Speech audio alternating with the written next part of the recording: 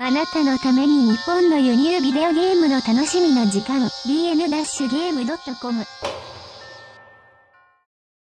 Hi everyone, this is Bobby from bn-games.com and we're doing another episode of Region Locked. Today we're playing Cyberbots Full Metal Madness for the Sega Saturn.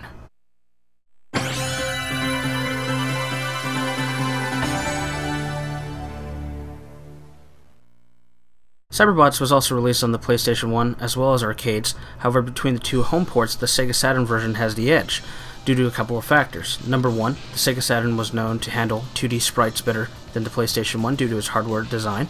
And number two, Cyberbots takes advantage of the RAM expansion port on the Sega Saturn, which allows for greater detail in sprites as well as in backgrounds, environments, and better load times.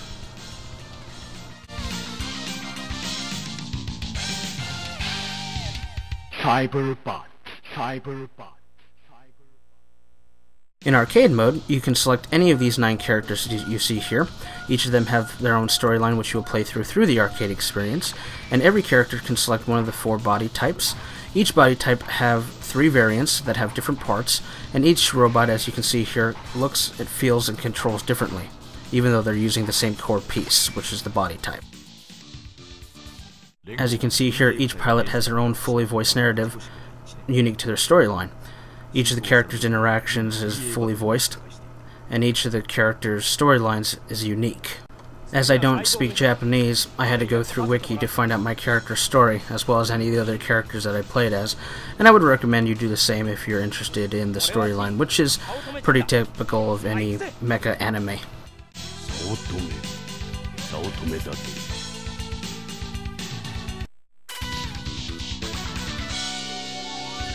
One of the only issues I have with this game are the long loading times.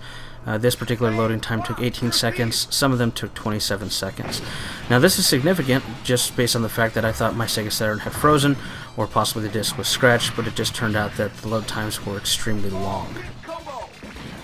As you can see here, Cyberbots is a 2D sprite-based fighting game.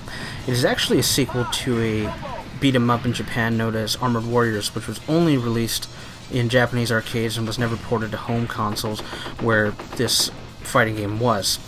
Cyberbots is unique as a fighter. It doesn't control as you would expect a typical Capcom fighter to control.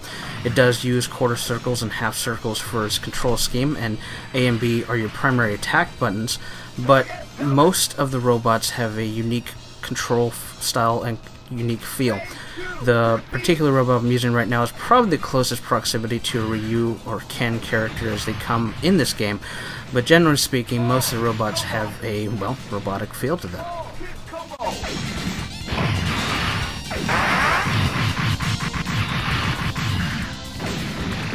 Ground hit combo!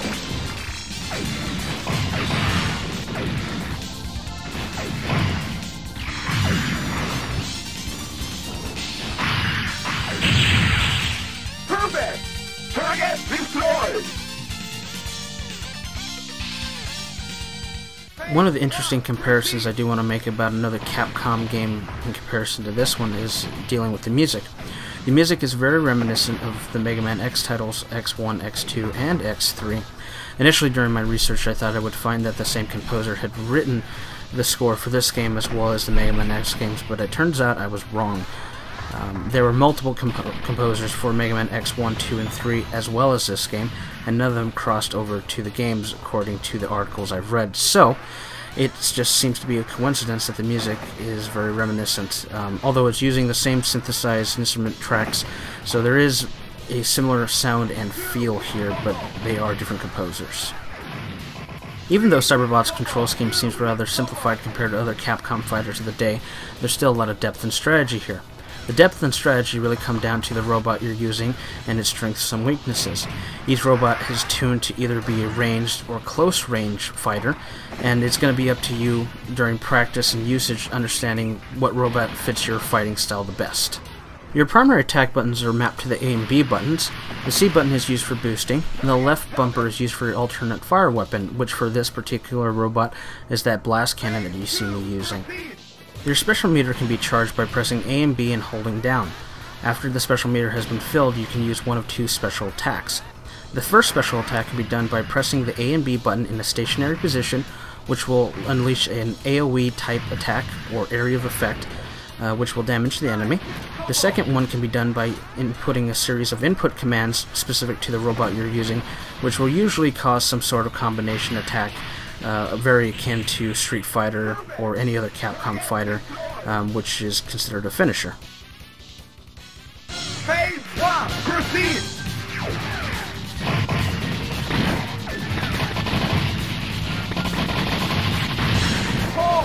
There's no beating around the bush here. Cyberbots is a challenging fighting game in multiple regards. Challenging in its unorthodox fighting style control scheme, challenging in its relentless AI, in harder difficulty settings, even easier ones for novices, and its general departure from the Street Fighter archetype we're used to seeing from Capcom. Even though Cyberbots is not exactly novice-friendly, if you own a Sega Saturn, you really owe it to yourself to pick this one up. Especially if you own an action replay which allows you to play import games on a US Sega Saturn, or if you're one of the lucky few that owns a Japanese Sega Saturn and can play this natively. That being said, if you're going to pick up Cyberbots, you're going to want to make sure you have the RAM expansion card. If you have an action replay, please make sure that your action replay has the 4MB expansion, so Cyberbots can take advantage of that extra RAM and the load times not be increased tenfold.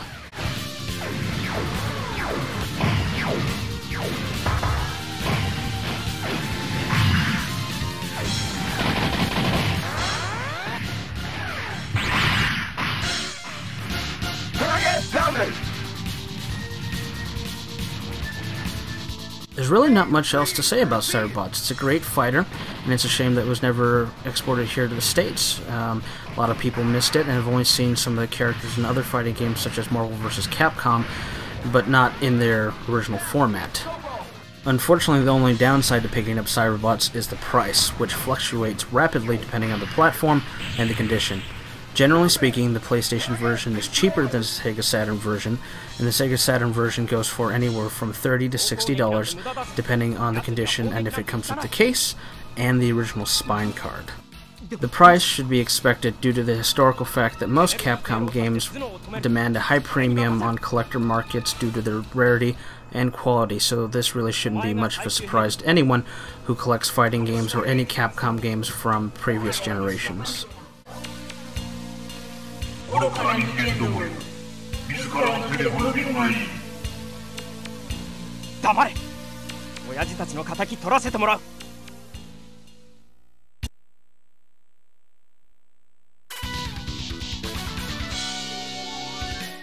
So there you have it, Cyberbots in a nutshell. Is it worth your time? I would say definitely, especially if you're a fighting game fan, and especially if you have a Sega Saturn that's just sitting there collecting dust, and if you're looking for an interesting import game that you possibly don't have. It is fairly rare, and it is of high quality. I'm going to leave you here with the last two battles, the last two stages in this particular campaign with the ending, and I'll leave it at that. Please subscribe and let us know what you think. Thank you.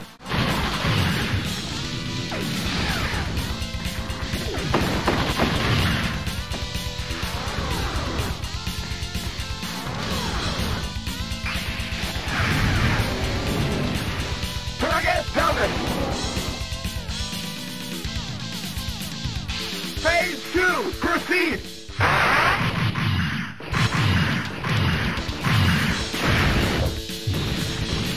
A, kick combo!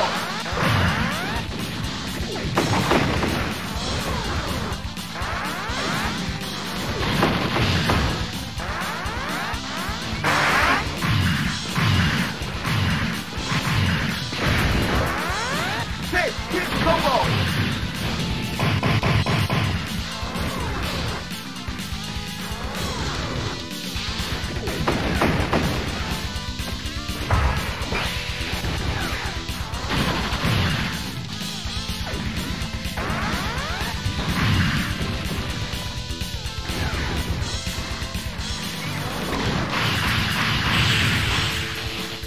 Target destroyed! なんとか仕留めたが、このエネルギー反応は何だ。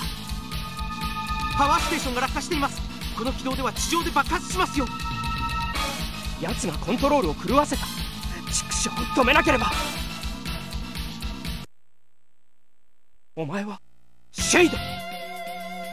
俺を苦しめるのをやめろ、早乙女剣。なぜ親父の名を。まさかお前が親父の部隊を全滅させた実験機なのか。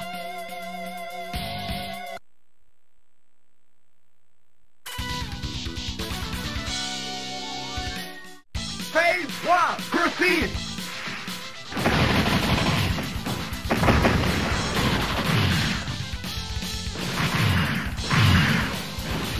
Three hit combo!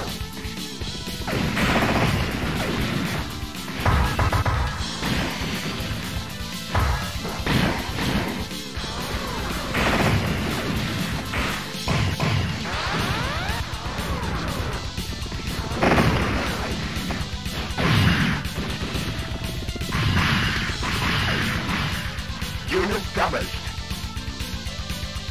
Phase 2, proceed!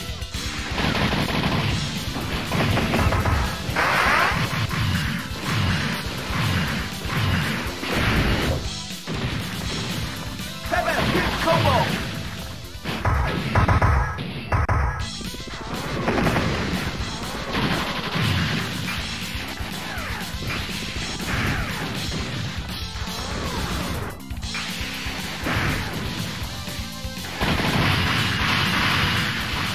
Target damage!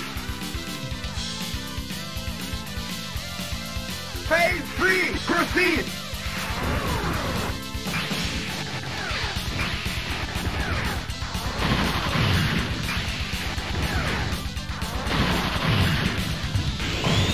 Three hit combo!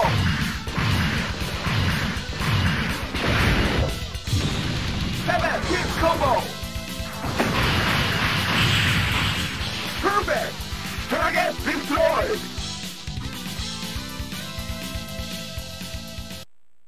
今何もかも思い出した。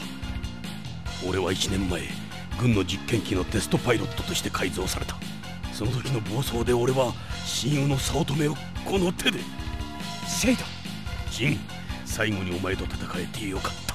せめてこの命、残されたお前たちのために。シェイドー。シェイドの自爆によりパワーステーションの落下軌道が変化し、地上爆発は免れた。地球の危機は去った。そうか、奴は生きていたか。シェイドは優秀な部下だった。お前の父ケンの良きライバルでもあった。どうした？地球を救った英雄らしくない顔だな。俺が救ったんじゃないさ。親父はシェイドを許してやったんだろうか。それはお前が知っているだろう。ああ、親父は本当の戦士だった。そしてシェイドも。